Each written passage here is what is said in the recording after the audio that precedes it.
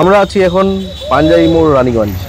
হর হর মহাদেবের নাম করে আমরা বেরিয়ে পড়লাম 4 বন্ধু মিলে এক নতুন জায়গায় ঘুরতে যাওয়ার জন্য।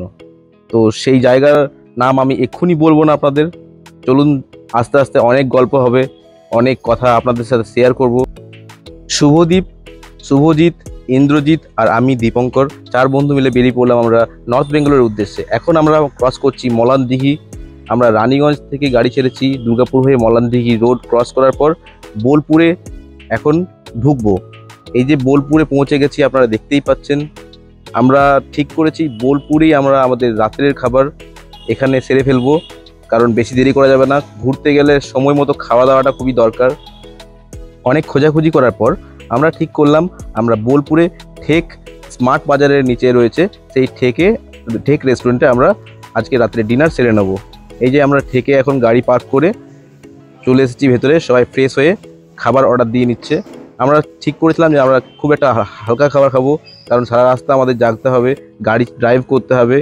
তাই আমরা 2 প্লেট চিলি চিকেন ও একটা ভেজ ফ্রাইড রাইস অর্ডার করে নিয়েছিলাম। তো খাওয়া দাওয়া কমপ্লিট করার পর আমরা বেরিয়ে পড়লাম আবার।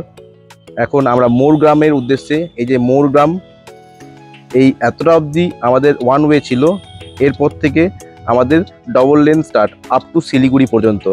রাস্তা খুবই সুন্দর, খুবই ভালো রাস্তা। তো আপনারা দেখতেই পাচ্ছেন যে আমরা খুবই এনজয় করছি, খুব মজা করছি। এটা আমাদের ডে 1 শিলিগুড়ি উদ্দেশ্যে। সারা রাত ড্রাইভ করব। আমরা রানীগঞ্জ থেকে গাড়ি ছেড়েছিলাম ওই সন্ধ্যে 6টা সাড়ে 6টার সময়। তো আমাদের সময় কতক্ষণ লাগে, কত কিলোমিটার রাস্তা, সেগুলো সব আপনার সাথে শেয়ার করব, সঙ্গে থাকুন। গল্প করতে করতে আমরা ফারাক্কা ব্যারেজ মুর্শিদাবাদ ডিস্ট্রিক্টে পৌঁছে গেছি। ফারাক্কা ব্যারেজ হলো গঙ্গা নদীর উপর নির্মিত একটি জল নিয়ন্ত্রণ কাঠামো, যা পশ্চিমবঙ্গের মুর্শিদাবাদ জেলার ফারাক্কায় অবস্থিত। এটি মূলত কলকাতার হুগলি নদীর জল সরবরাহ এবং নব্যতা বজায় রাখার জন্য তৈরি করা হয়েছে। এটি ভারত বাংলাদেশ সম্পর্ক এবং গঙ্গা নদীর জল ভাগাভাগির একটি গুরুত্বপূর্ণ বিষয়, যার দৈর্ঘ্য হলো 2240 মিটার। 1970 সালে এই ফারাক্কা বাঁধের কাজ সম্পন্ন করা হয়। আপনারা দেখতেই পাচ্ছেন NBSTC north Bengal state transport কর্পোরেশনের একটা বাস আমাদের ঠিক সামনেই যাচ্ছে। এই ফারাক্কা বাঁধ ক্রস করার পরেই আমাদের টোল, এই যে টোল প্লাজা পের করার পর সাহেব রানীগঞ্জ থেকে এই দীর্ঘ পথ অতিক্রম করলো, খুবই সুন্দর। এরপর আমি এখান থেকে শিলিগুড়ি অবধি আপ টু শিলিগুড়ি আমি ড্রাইভ করব, কারণ এতটা রাস্তা একা চালানোটা পসিবল বাট উচিত না। তাই আমরা 2 জন মিলে ড্রাইভ করেছি। আমাদের লিমিট ছিল 80 কিলোমিটার পার আওয়ার। এই দীর্ঘ 450 কিলোমিটার আমাদের সময় লেগেছিল 11 ঘন্টা। আপনারা দেখতেই পাচ্ছেন রাস্তা খুবই সুন্দর, তো চাঁদটাও সুন্দর। রাস্তা যখন সুন্দর গাড়ি চালানোই ভালো। এটা আমাদের ডে 2। পরের দিন সকালে আমরা যখনই দূরে কোথাও ট্রাভেল করি আমরা সবসময় চেষ্টা করি নিয়ারেস্ট পেট্রোল পাম্প, সেখানে আমাদের গাড়ি দাঁড় করানো এবং ফ্রেশ হয়ে নেওয়া। তো সেখানে ফ্রেশ হয়ে যাওয়ার পর আমরা শিলিগুড়ি অলরেডি ঢুকে পড়েছি।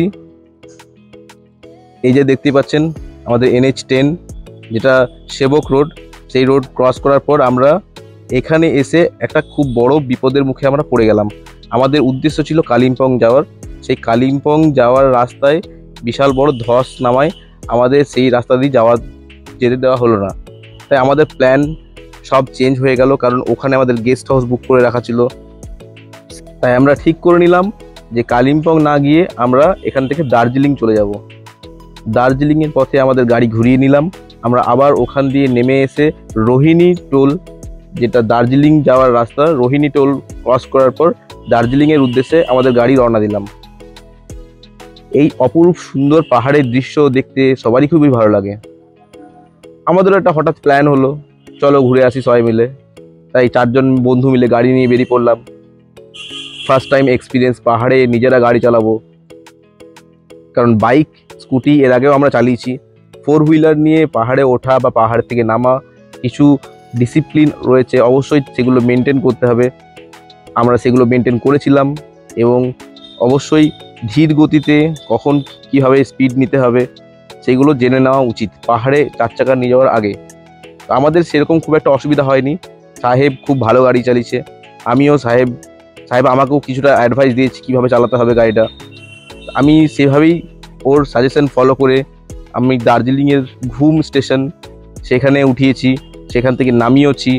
খুব একটা ভালো জার্নি আমাদের হয়েছে, সবটাই আপনাদের সাথে শেয়ার করব।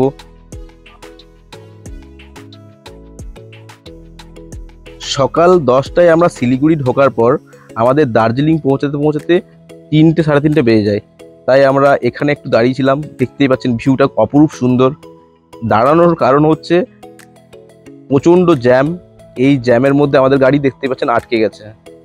তাই আমি একটু নেমে খুব সুন্দর একটা ভিউ ক্যাপচার করে নিলাম।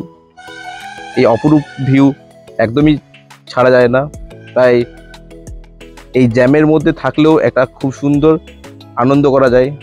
এরপর আমাদের লাঞ্চের টাইম হয়ে যাওয়াতে আমরা একটা হোমস্টে কাম হোটেল, এই রেস্টুরেন্টে ভিউ পয়েন্ট হোমস্টে রেস্টুরেন্ট, এখানে দাঁড়িয়ে গেলাম। এখানে আমরা ম্যাগি, মোমো, এইসব যা পাহাড়ে খাবার পাওয়া যায় সেগুলোই লাঞ্চ নিয়ে নিলাম। এখানে ব্যালকনিতে খুব সুন্দর একটা ভিউ পাওয়া যাচ্ছিল, আপনাদের দেখাই। দেখতেই পাচ্ছেন খুব সুন্দর একটা অপরূপ সুন্দর দৃশ্য। দার্জিলিং তো খুবই ভালো জায়গা, চলুন